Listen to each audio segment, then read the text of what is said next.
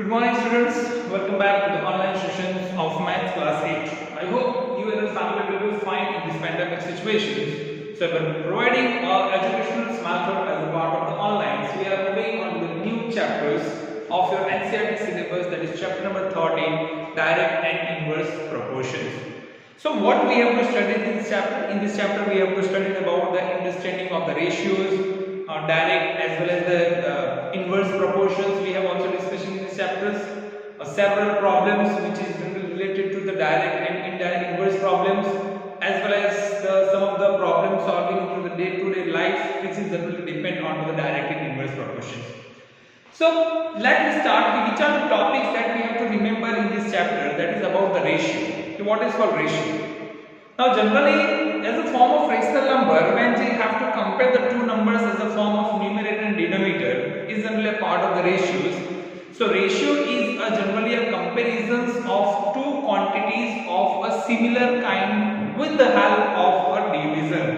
तो दो अलग अलग तरीके के जो नंबर्स होते हैं उसका जब हम कंपैरिजन करते हैं with the similar kind of the numbers with the help of division, that is called the ratio.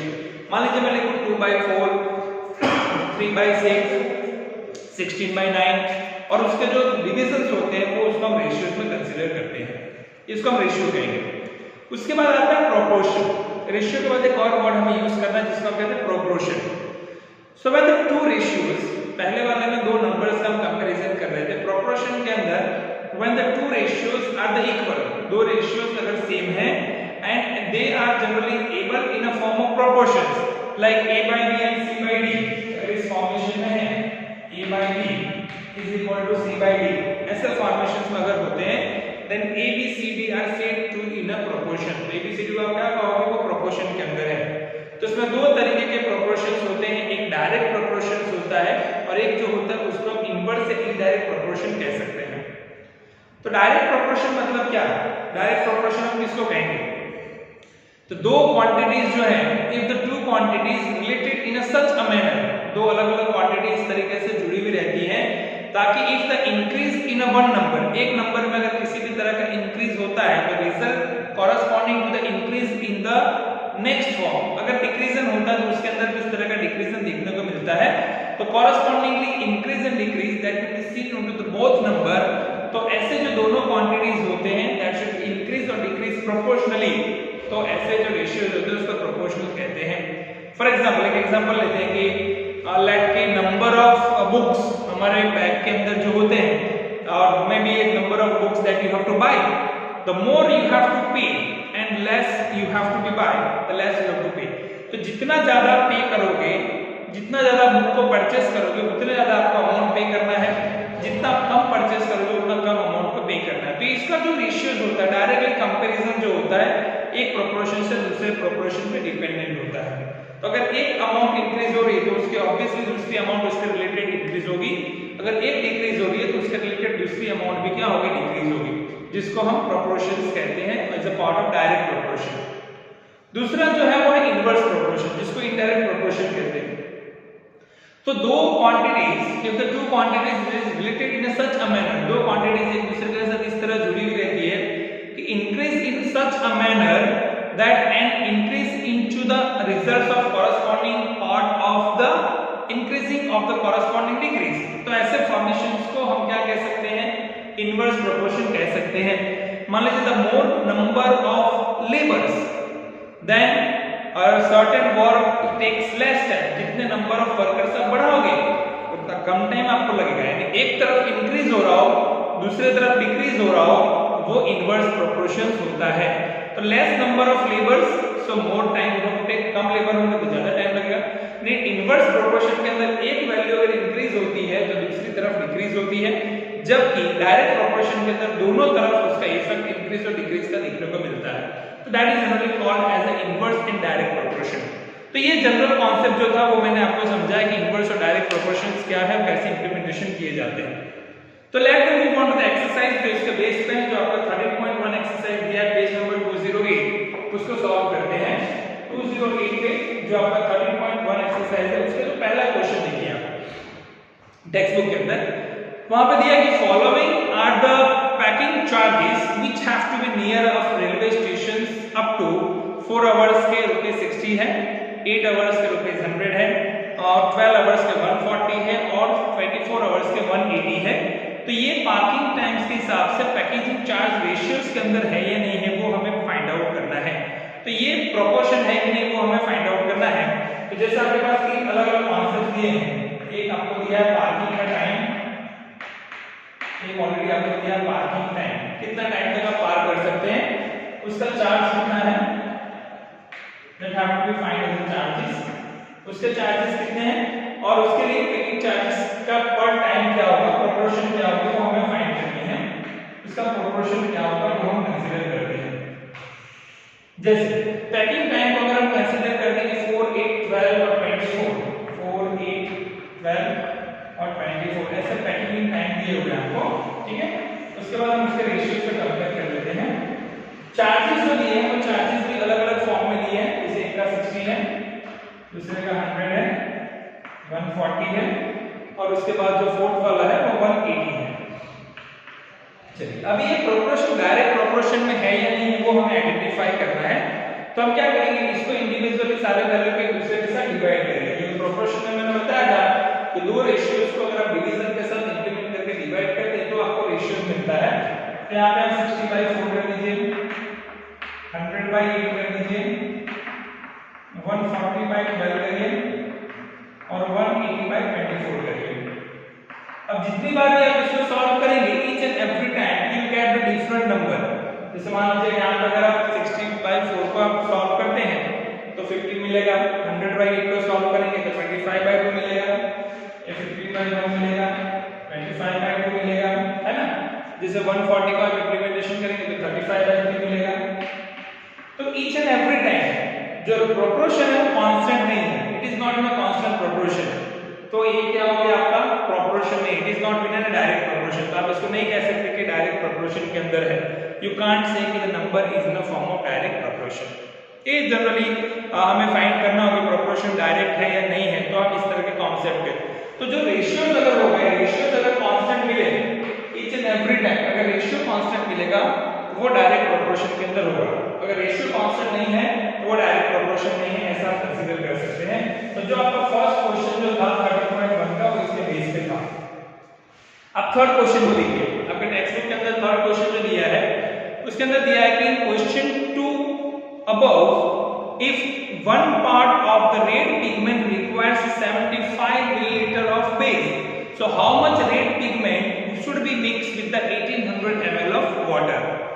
So according to the question 2, इसके पहले जो आपने बुक में क्वेश्चन 2 दिया है उसके हिसाब से अगर हम कंसीडर करते हैं तो x1 y1 x2 y2 ऐसा आपको लिखना पड़ेगा।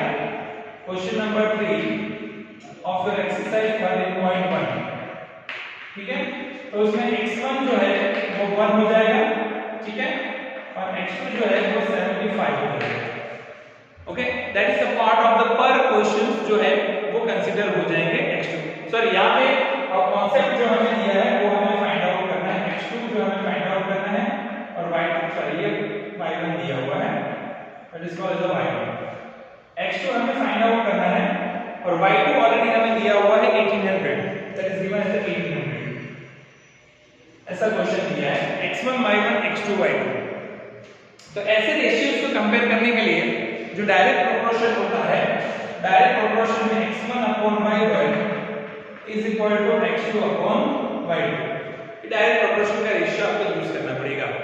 तो x1 की वैल्यू आपके पास 1 है अपॉन 75, x2 हमें फाइंड आउट करना है, y2 हमारे पास 18 है, क्रॉस मल्टीप्लाई करेंगे तो x2 इज इक्वल टू हो जाएगा 1800 अपॉन 75, 1800 अपॉन 75 यानी कि 24 मिलेगा, तो x2 इज इक्वल टू 24। तो जो क्वेश्चन नंबर 3 आपको दिया है कि 24 पार्ट्स ऑफ रेड पिगमेंट जो हमें यूज करने पड़ेंगे 1800 ml ऑफ किसी भी बेस ऑफ सॉल्यूशन को आप बनाना चाहते हो, तो ऐसे जो फार्मूलाज है उसका आपको यूज करके इसको सॉल्व करना पड़ेगा। मान लीजिए एक और क्वेश्चन लेता हूं जिसमें हम सॉल्व कर देंगे। जैसे क्वेश्चन नंबर 6 दिया है आपके टेक्स्ट बुक में, क्वेश्चन नंबर 6 जो है पेज नंबर 208 एक्सरसाइज 13.1, उसमें दिया कि इन अ मॉडल ऑफ शिप का जब आप मॉडल बना रहे हैं तो उसमें जो मास जो होता है यानी कि जो specific formation of mass is 9 centimetre is high, जबकि बाकी का जो मास्ट जो है वो एक्चुअली शिप्स के जो होते हैं वो 12 मीटर हाइट के होते हैं। तो अगर लेंथ ऑफ शिप 24 मीटर की है तो how long off model of ship कितना लंबा होगा वो हमें फाइंड करना है। तो यहाँ पे दो चीजें दी हैं, एक तो एक्चुअली शिप और एक मॉडल शिप का जब आप मॉडल बनाए तो एक्चुअल है तो क्या डिफरेंशिएशन है। तो यहाँ पे क्वेश्चन नंबर 6 में आपको सॉल्व करके दिखाता हूँ। यहाँ पे दो तरीके के आप शिप्स बना रहे हैं, एक बना रहे हैं एक्चुअल शिप और वो इस तरफ है उसका मॉडल शिप, वो है उसका मॉडल शिप। दो शिप आप बना रहे हैं, एक्चुअल है और एक मॉडल है। एक्चुअल शिप जब 18 मीटर का है, एक्चुअल शिप जब हमारे पास 18 मीटर का है तो उसकी मॉडल शिप की लेंथ क्या होगी, ओके। जबकि वो 12 मीटर का होता है एक्चुअल शिप तो मॉडल शिप जो होती है वो 9 मीटर की होती है। ऐसा क्वेश्चन में आपको दिया है। तो ऐसे फॉर्मेशन के लिए ये जो हो जाएगा वो x1 हो जाएगा, ये हो जाएगा y1 हो जाएगा, ये x2 हो जाएगा और ये क्या हो जाएगा y2 हो जाएगा। हम लिख देते हैं x1 = 21, y1 = 12, x2 हमें फाइंड आउट करना है और y2 की वैल्यू है 9, ठीक है। तो रेशियोज आप इस फॉर्म में लिख सकते हैं x1/y1 = x2/y2। x1/y1 आप लिख दीजिए 28/12 = x2/9।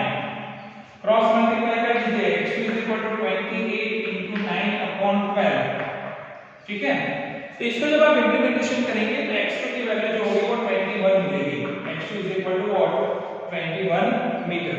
तो शिप की जो मॉडल शिप जो होगा, अगर एक्चुअल शिप 28 मीटर का है तो मॉडल शिप जो होगा वो मुझे कितने का मिलेगा 21 मीटर का मिलेगा।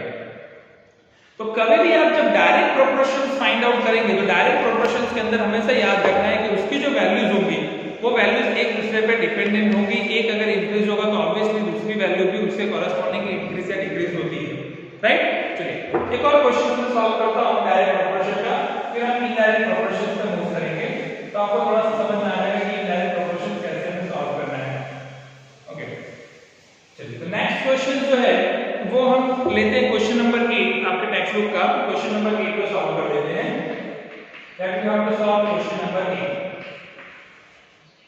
अभी जो क्वेश्चन नंबर 8 जो दिया हुआ है आपके टेक्स्ट बुक में वहां देखेंगे तो उसमें दिया है कि रश्मि जो है has a road of the map with scale.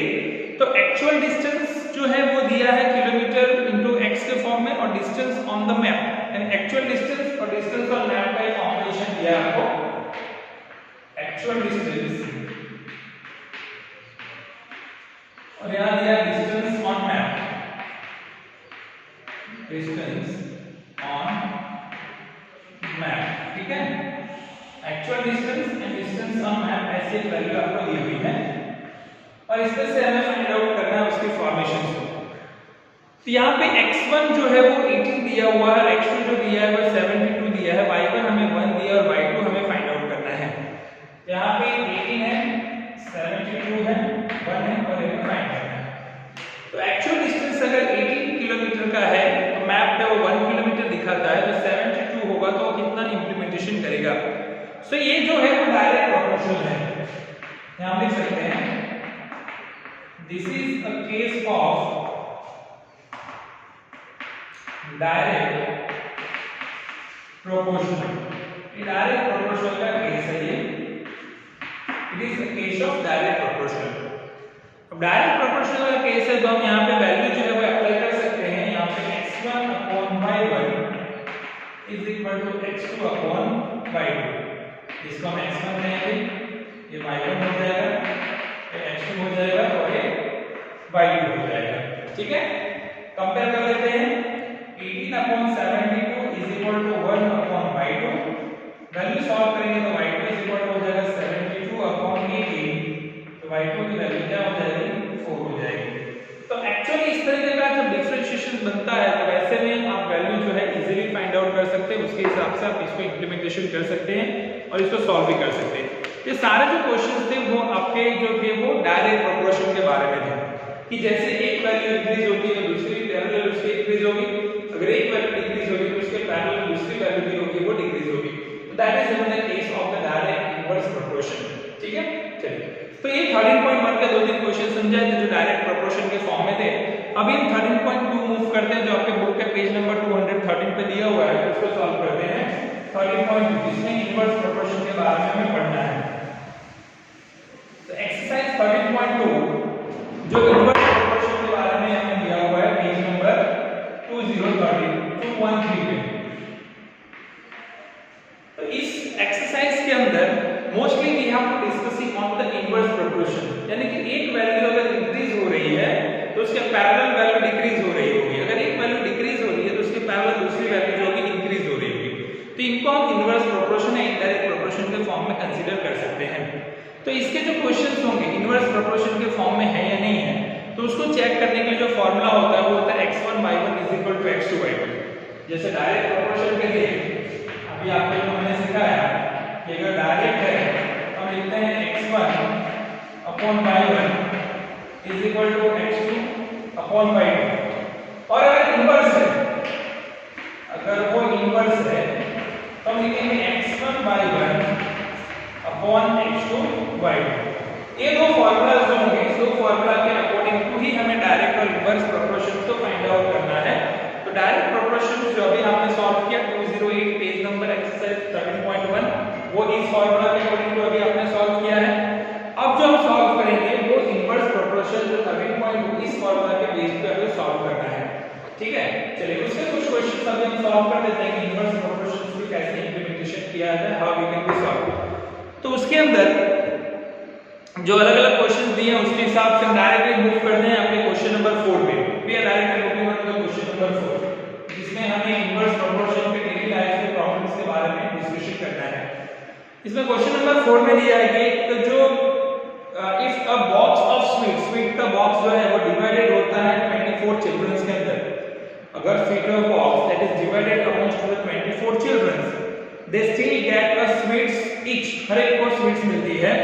अगर तो how would each of get if the number of children in required reduce by 4।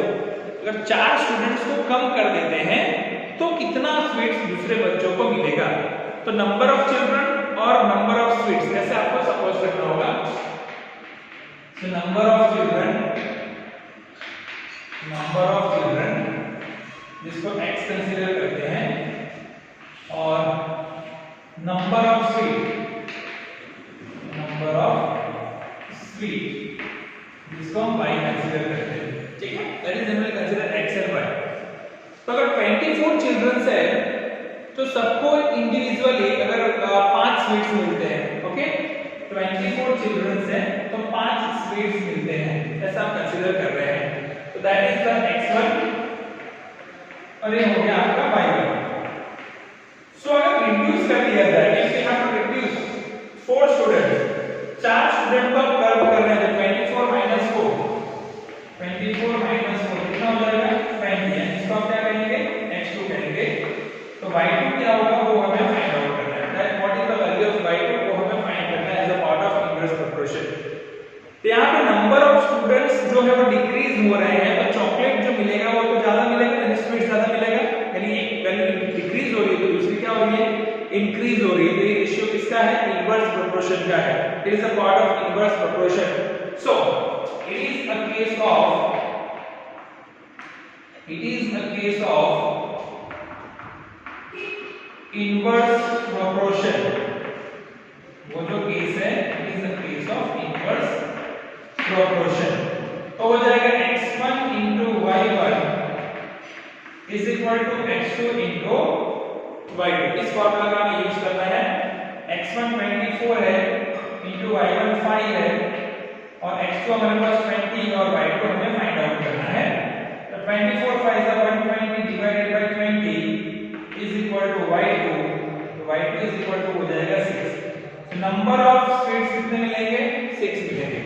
तो अगर 24 चिल्ड्रंस में 5 स्वीट्स अगर मिल रहे हैं, अगर वो रिड्यूस होता है 20 हो जाएगा, तो हर एक को कितने स्वीट्स मिलेंगे, each and every student that minimum get the 6 sweets, 6 sweets minimum उसको मिलेंगे। So that is the question number 4 of 13.2, that is the based on the inverse proportion। चलिए एक और क्वेश्चन लेता हूं, क्वेश्चन नंबर 6 जो है इनवर्स प्रोपोर्शन का वो डिस्कशन कर लेते हैं। कैसे जनरली याद रखना है आपको कि इनवर्स प्रोपोर्शन फार्मूला कब यूज करेंगे और डायरेक्ट प्रोपोर्शन का फार्मूला कब यूज करेंगे। डायरेक्ट प्रोपोर्शन प्रोपोर्शन का फॉर्मूला हम तब यूज करेंगे जब हमारे पास कॉरेस्पॉन्डिंगली एक वैल्यू बढ़ रही हो तो दूसरी भी बढ़ रही हो, अगर एक कम हो रही हो तो दूसरी भी कम हो रही हो। लेकिन इनवर्स प्रोपोर्शन के अंदर एक वैल्यू अगर इंक्रीज हो रही है तो कॉरेस्पॉन्डिंग दूसरी डिक्रीज होनी चाहिए, अगर एक डिक्रीज हो रही है तो दूसरी इंक्रीज होनी चाहिए। चलो ऐसे ही क्वेश्चन नंबर 6 सॉल्व करते हैं जो 13.2 एक्सरसाइज का है। देखिए क्वेश्चन नंबर 6 जो है उसमें भी आपको दिया हुआ है कि नंबर ऑफ पर्संस और नंबर ऑफ डेज का कॉम्पोजिशन दिया है कि 3 पर्संस अगर हैं तो वो 4 दिन में कंप्लीटेड करते हैं, अगर वो 4 पर्सन हो जाएंगे तो कितने दिन के अंदर वो कंप्लीटेड करेंगे वो हमें पता करना है। तो नंबर ऑफ पर्संस एक इंक्रीज हो रहा है तो सामने वाला डेज डिक्रीज हो जाएगा, तो 3 पर्संस 4 दिनों के अंदर काम करते हैं। यहां पे आप लिखेंगे नंबर ऑफ पर्सन और यहां लिखेंगे number of days, number of days, ठीक है। ऐसे कॉलम बना देते हैं। नंबर ऑफ पर्सन 3 है, इसको आप x1 कहेंगे, तो 4 दिन में काम कंप्लीट करते हैं, जिसको y2 कहेंगे। अगर 4 पर्सन हो जाते हैं तो कितने दिनों के अंदर वो काम को कंप्लीट करेंगे वो हमें फाइंड आउट करना है। यानी ऑब्वियसली पर्सन बढ़े तो नंबर ऑफ डेज क्या हो जाएंगे, कम हो जाएंगे।